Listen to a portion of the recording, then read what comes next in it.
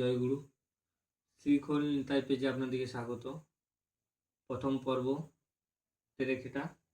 তেরেখেটা video দিয়েছি, তেরেখেটা বাজানোর নিয়ম বলেছি।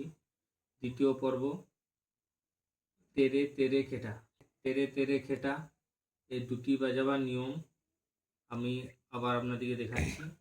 প্রথমে তেরে তেরে, ডান হাতে ডান দিকে ডান তালাতে দুবার তেরে তেরে তেরে তেরে এবং খেটা, সব মিলিয়ে বাজবে এভাবে তেরে তেরে খেটা, তেরে তেরে খেটা, তেরে তেরে খেটা, তেরে তেরে খেটা।